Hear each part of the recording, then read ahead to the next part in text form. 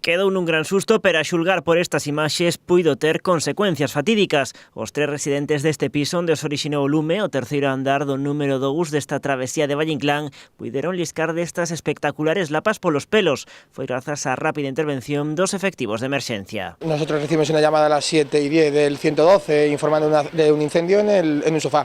Cuando llegamos de camino al incendio nos informan de que había 3 personas dentro de la vivienda atrapadas. Nada, se procedió con la ayuda de la Guardia Civil a tirar la puerta abajo y poner a salvo a los 3 inquilinos de la vivienda. As 3 vítimas, un matrimonio de avanzada idade mailo seu fillo, resultaron intoxicados por inhalación de fume. No operativo tamén se viron afectados pola fumareda 2 gardas civís e, segundo indica o 112, outros 4 veciños. Todos eles terían sido trasladados ao Hospital do Salnés polos efectivos sanitarios.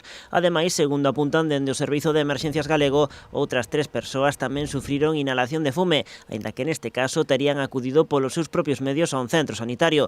O incendio deixou graves danos na vivenda e mesmo se está a espera de valorar se a estrutura do inmoble se viu danada. Outros pisos do bloque tamén se viron afectados. Pues la vivienda estaba bastante afectada y del tercero para arriba lo que son pasillos tamén han sido afectados. A rápida propagación das lapas e do fume collou por sorpresa o resto de veciños do edificio. En total, en torno a unha vintena de persoas tivo que ser desaloxada. Unha desas veciñas relataba para Canal Rías Baixas os momentos de angustia que viviron. Sentíamos golpes en todas as portas do edificio.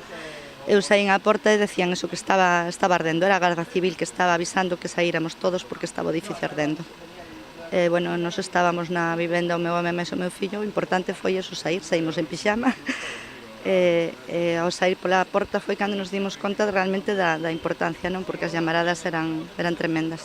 No operativo participaron os bombeiros de Ribadumia e de Vila García, Policía Local e tamén Protección Civil.